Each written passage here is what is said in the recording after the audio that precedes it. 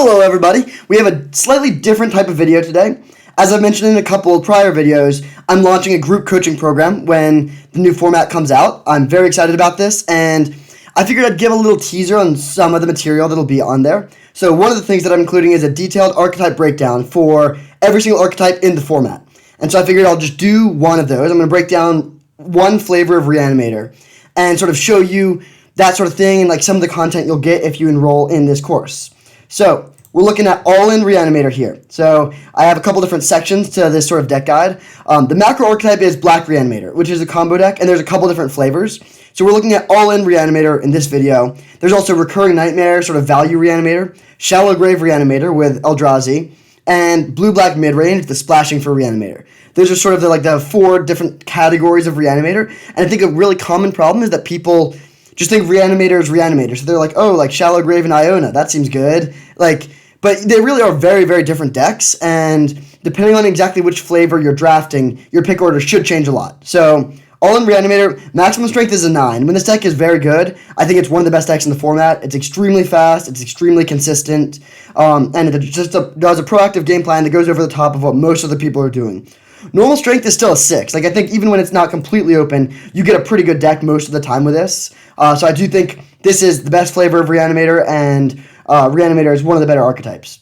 So, good matchups. Mono Red is a good matchup. They don't really have interaction that can do stuff against your combo, and you really go over the top of them. If you can put an Iona or a Grizzlebrand or something like that into play in the first few turns, there's not much that they can do about that. The one downside is the card Reanimate can cause you to pay a lot of life. So if they have a lot of burn spells, they can burn you out there. But otherwise, Mono Red is a pretty good matchup for this deck. Mono White is also a good matchup. Similar situation all around. It's not quite as favorable because they do have better interaction. They can play things like Council's Judgment to take out your huge dudes. And they have Sun Gold Sentinel as a piece of graveyard hate. But it's still a good matchup. They're not quite as fast as Mono Red, and they don't have the burn. So if you can put something into play, even if they can deal with it, you'll get some form of value from it usually. And also, against both Mono Red and Mono White, there's a lot more good reanimation targets. The ones that kill creatures are very good. You also get a good Mono Green matchup. Iona, Elesh Norn, Dragonlord Atarka, these things all just win the game against Mono Green usually. And again, they don't have much in the way of interaction. That's really the consistent thing with these. Mono Black, Reanimator is very good when your opponent can't interact with your combo. Storm is also a pretty good matchup because unless it's a really, really broken variant of Storm, you are just a little bit faster than they are, and you can just close out the game really quickly and not give them much time. And then finally, I think Mono Blue Artifacts is a pretty good matchup because, again, they're just playing a bunch of artifacts in the early turns, not really doing much to interact with you, not applying much pressure, and you can often just win before they have enough time to set up their big plays. For the bad matchups, blue control decks can be a little bit tough. They have a lot of counter magic which can break up your combo, and you can have a lot of dead. If they have the key counter spell, you can have a lot of dead draws. You just have redundant big pieces of top end that you can't cast, or enablers but no way to bring them back. So that can be a tough matchup. Decks that have a lot of graveyard hate can also be a bad matchup. This is sort of random, but if they just happen to be playing Relic of Progenitus or something, that's really, really hard for you to beat. It depends slightly. If your threats are Grave Titan and stuff like that are hard castable, you can win through graveyard hate. But decks that happen to have a lot of graveyard hate can be a tough matchup. And then finally, other Reanimator decks will beat this flavor of Reanimator usually because they have their own reanimation spell. So, you play Entomb, put your thing into the graveyard, and then they can just bring it back with their spell. And they have a little bit more interaction, a little bit more grindy elements. They just go a little bit bigger than you. And in general, the way the magic works is if you go a little bit bigger than your opponent, you'll win. Or if you go way under them, you'll win. But you don't want to be you don't have them be a little bit bigger than you, which is basically the case for other builds of Reanimator decks. So, the basic strategy, use cheap enablers to put huge creatures into the graveyard, and then bring them back with cheap reanimation spells early. One thing that separates this deck from all of the other builds is that it is the goal is to put something into play in the first 3 turns. If you don't, you mulligan hands that have good interaction and a good mix of lands and spells, but not a clear plan to put something into the graveyard. And then also you want your reanimation spells, so that's the basic deck strategy. So then I'm going to have sort of a perfect deck list with no power. Obviously, having Black Lotus or Mox Jet will make this deck better, but this is a sort of baseline. So okay, this card would be good in the deck, but it's not in the optimal build. So in my opinion, this is the perfect deck list if you can just like get your pick of the format. So you have 4 reanimation spells that are all cheap and permanent. You're not interested in stuff like Shallow Grave. You're not interested in stuff like Living Death or Makeshift Mannequin that are expensive. You want to be just really low to the ground with your reanimation spells and just like play it and then win with that. 4 is a little bit low. Like, you can play 5 or 6, but I think I would rather have, as you'll see later in this deck list, there's a lot of tutors and redundancy in that regard. And so I would rather have, like, the best reanimation spells and then tutors to find them than be playing more reanimation spells but have ones that are not very good, like Unburial Rites or whatever. So now, the enablers. You want them to be cheap, and ideally they provide some additional value. Something like, just like that makes you discard your hand can be good in this sort of deck. But ideally, they do something beyond just being a discard outlet. So Entomb is the best one by a lot. This is the single most important card in the archetype. Reanimation is a 3-card combo. You need the fatty, the reanimation spell, and the way to put it into the graveyard. And Entomb counts as 2 of the 3, which is why it's so good. Just Entomb and Reanimate is a combo. You don't need the third piece, which is very nice. Putrid Imp is also pretty good. It is very cheap. It only costs 1 mana. And it can also just like push through a few extra points of damage in addition to being a good discard outlet. Next, Bone Shards. I really like this card. It is an interactive piece that's also a discard outlet, so you can kill their creature or their planeswalker and discard your fatty and then bring him back. The one downside with the Bone Shards is that you don't get to, you can't play it if they don't have a creature or a planeswalker. So there are some times where you want to discard a card, but you can't. But still, very, very good piece. Then there's Thoughtseize, which is generally an interactive piece, but you can also use it as an enabler by Thoughtseizing yourself. I don't recommend this a lot of the times because if they have like a counter spell for your reanimation spell, you just 2-for-1 yourself, they get to see your hand. It can just be a little bit messy, but there are definitely times where that's very relevant. Then Bazaar of Baghdad, great land. Drawing 2 and discarding 3 is pretty bad in most matchups, but in this deck, where there's some cards you actively want to discard, it's very good for churning through your deck and finding your key reanimation spells. Next, Collective Brutality. I love this card. It really does everything. It can kill creatures, it can gain life, it can take a look at their hand, and take their interaction, and then it's also a discard enabler. So really, really strong card, cheap, and just does it all. And then finally, Liliana of the Vale. Another card that is great interaction that's also an enabler, so you can discard whatever card you want and then bring it back the next turn, and she's also just good interaction on her own. She can make them sacrifice their thing, and then the ultimate is usually game-winning. So now we'll get on to the fatties that we want to be bringing back. In my opinion, this is the suite you want, these 5. Grizzlebrand is just a definite card. Like, this is the best card to reanimate 90% of the time because you bring it back and then immediately draw 7 to 14 cards, and then you can bring back something else. So, like, once you bring back Grizzlebrand, you can sort of, like, keep the chain going and get more value. And then it's also just a 7/7 with Flying and Lifelink, which is pretty sweet. Archon of Cruelty is also good. It actually has really impressed me. I thought that it was not great when I first saw it, but it plays better than it looks.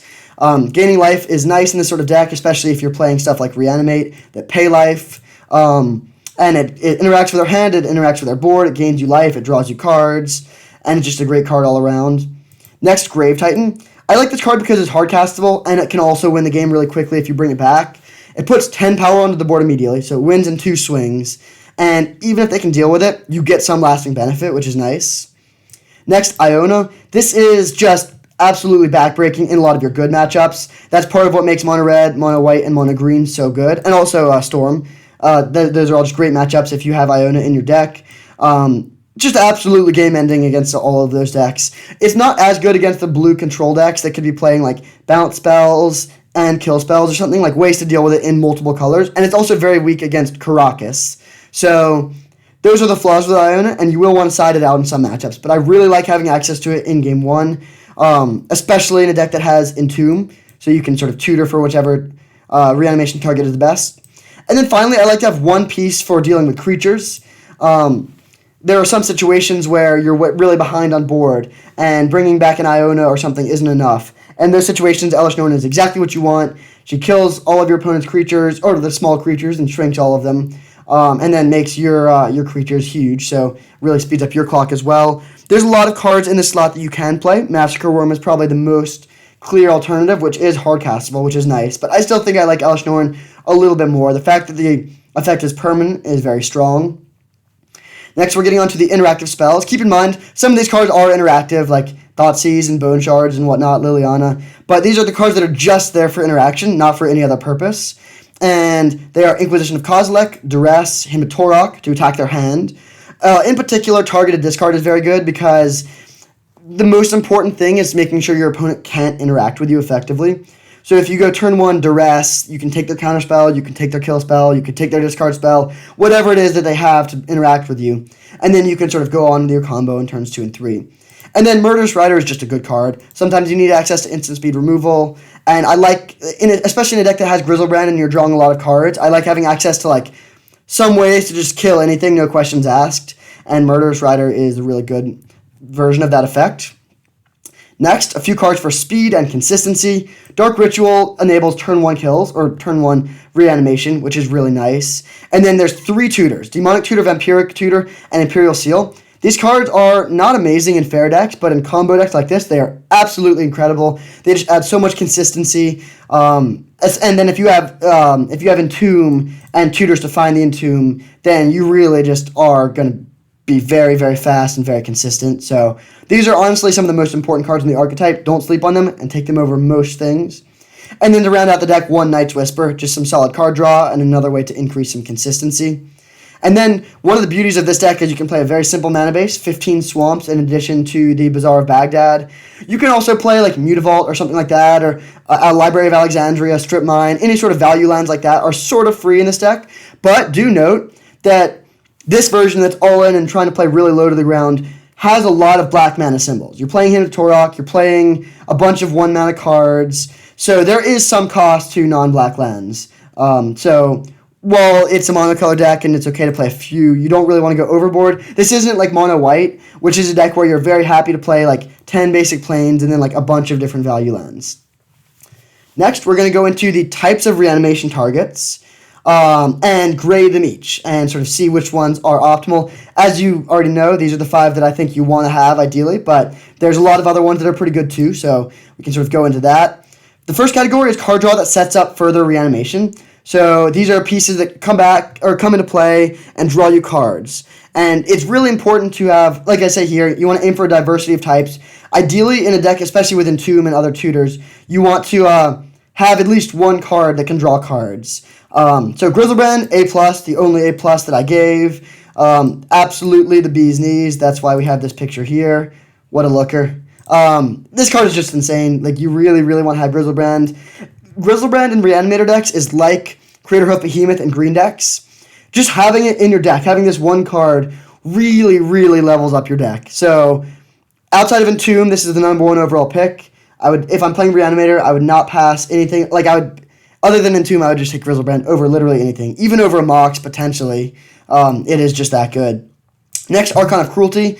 This is in the card draw category, because it does draw a card, but it's not like... It only draws 1 card, compared to 7 for Griselbrand, but I still think it's pretty good. It gains life instead of losing life. It closes the game really quickly, and it interacts with the board, so solid A-. It also gets extra points for being just black. And then Consecrated Sphinx, solidly worse. It's a B-, but if you don't have Archon or Griselbrand, I will happily play Consecrated Sphinx. If you can bring it into play in turn 2 or 3, you can immediately draw a bunch of cards, and in your card draw, you should be able to find a tutor or another reanimation spell, and then even if they kill it, you can bring it back again. So, very, very strong card. Next category is reanimation targets that kill creatures. So... these are the 5. There's a lot of Bs here, so you can see, I think Elesh Norn is the one I would go with, but it's not, way better than these other things. So I like Elesh Norn a bit more because it's permanent and it buffs your dudes, but Masqueroom is also pretty good. It's a one-time effect, but it does sweep your opponent's board a lot of the times, and it deals a lot of damage right off the bat. So there are some situations where this can win a game that no other card would win. It's especially good against...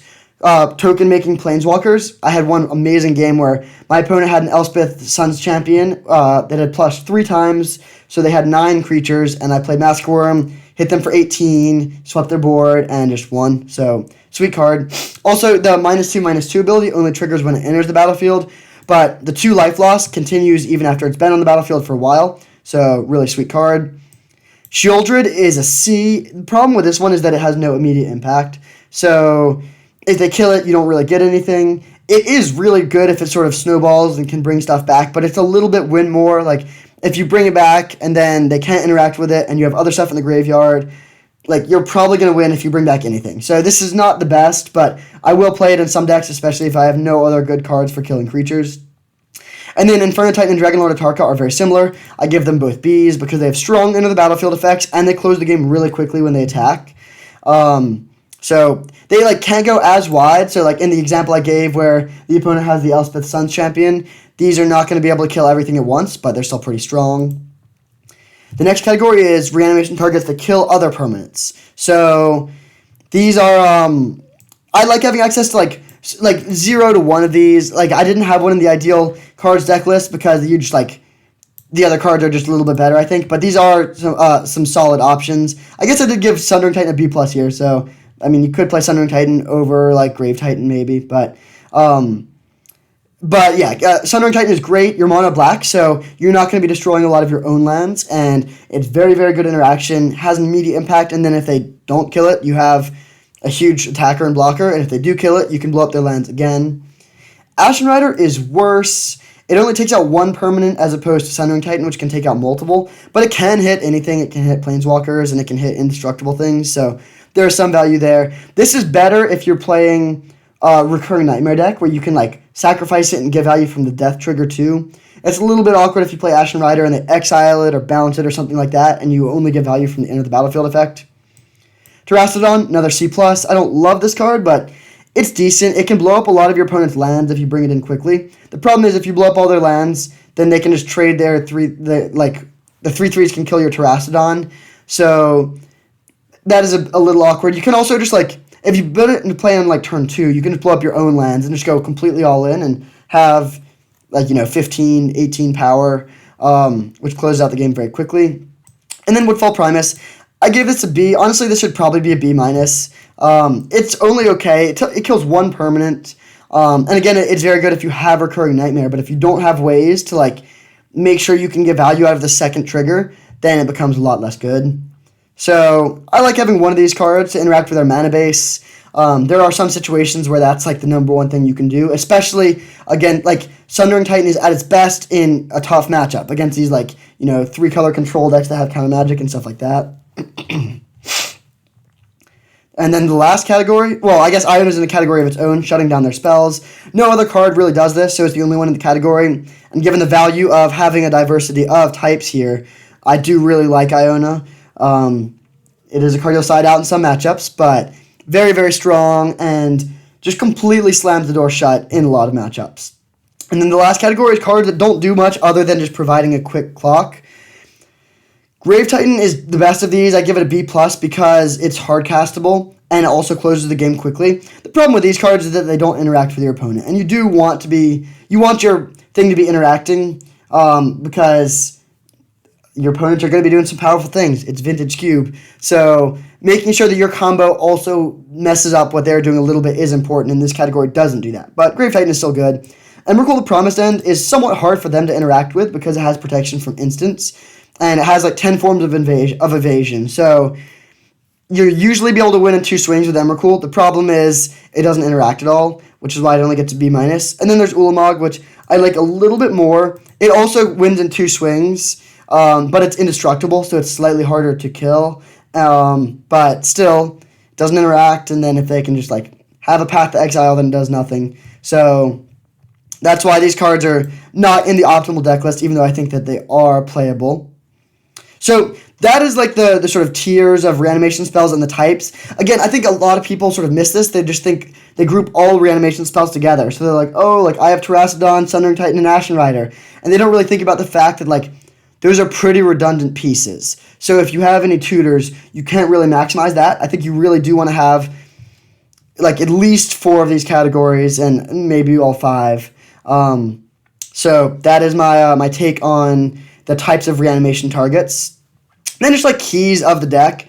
Number 1, most important thing, be low to the ground and fast. Your goal is not to interact. It's not to be resilient. You just want to, like, present a massive threat quickly and consistently and ride that to victory. It sort of speaks for itself. There's hands, like, if your hand is, like, 3 lands, Inquisition of Kozilek, Duress, Hymn Torok, and like Grizzlebrand. That's like not really what you want. Like you have good interaction, you have castable spells, but that's not the goal of this deck. This deck is trying to be really fast.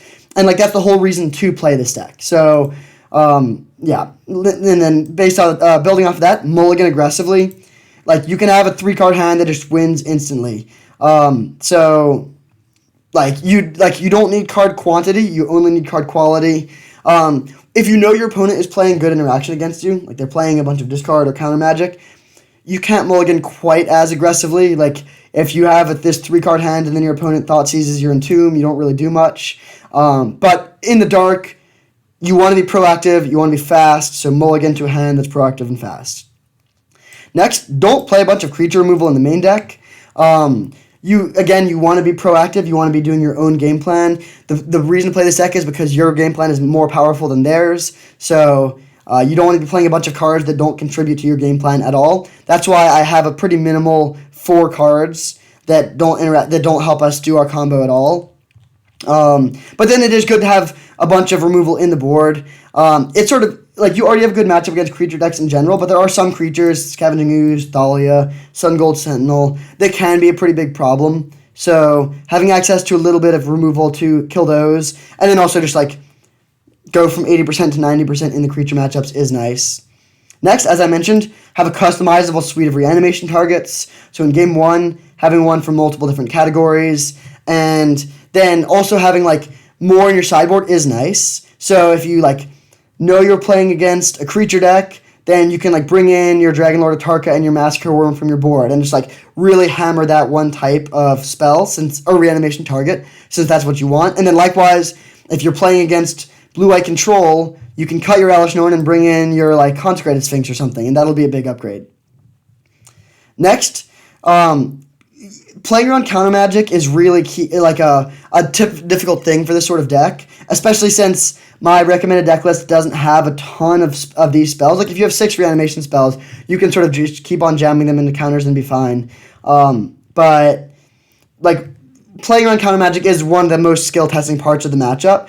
The key variable is how many discard spells you have. So if you have a lot of discard spells, if you're packing all of the like Thoughtseize, Inquisition, Duress, stuff like that, then you can be a little bit more patient and wait until you can go like Thoughtseize plus Reanimate in the same turn. But if you don't have a lot of discard, you just have to jam. You don't want to give them more draw steps. You don't want to let them hit more land drops. You just want to like make them have it. And if they have it, that sucks. But like hopefully you can find another spell. And if they don't have it, you win. So that's pretty sweet. Then some traps.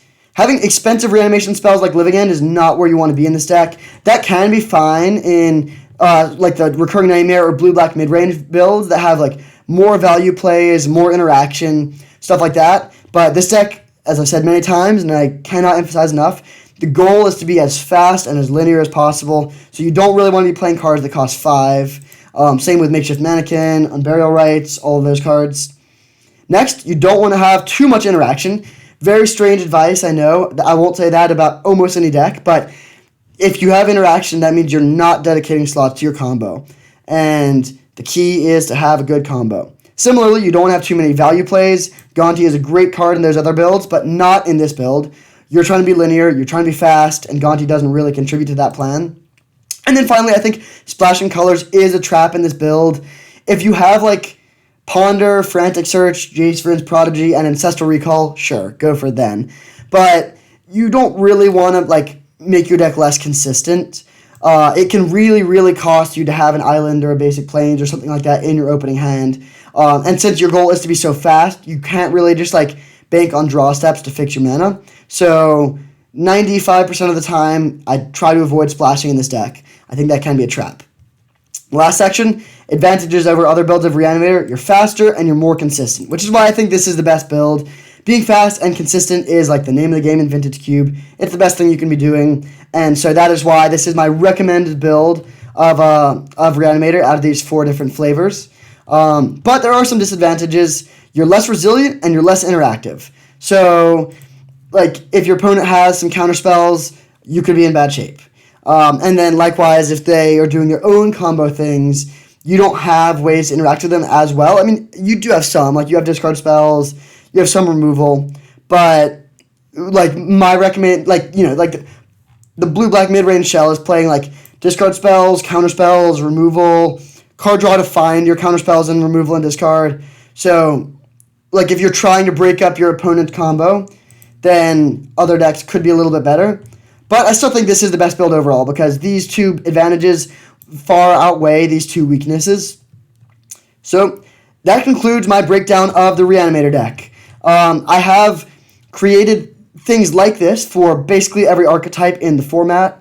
I have like different flavors of mono white, of mono red, of mono green, blue X control, storm, blue red sneak attack, blue red splinter twin. Like there's tons of different decks, and I've put a lot of these together that all go into pretty great detail. So I think that like just conceptualizing archetypes in this way, like thinking about the strengths and the weaknesses, thinking about the good matchups, drafting with all of this stuff in mind, and then just like having an idea of the ideal deck list and trying to like build towards this can really, really help you out a lot. So if this is the sort of thing you think you'd be interested in having access to, they're there for every archetype, and I'm totally happy to, like, if you're in the coaching program with me, I'm totally happy to, like, answer any questions or take any feedback. Like, if you think that I'm overrating Iona, like, I would love to talk to you about that, and we can sort of talk through other card choices that could replace that. But yeah, this is just one of the many sweet things that you'll get if you enroll in this coaching program. So, again, there's a link in the description for the waitlist, so you can be notified immediately when it starts and be one of the limited number of people that can be a part of this program. So, yeah, sign up down there. I'll see you soon. Thank you for watching. I hope you enjoyed, and I'll see you next time.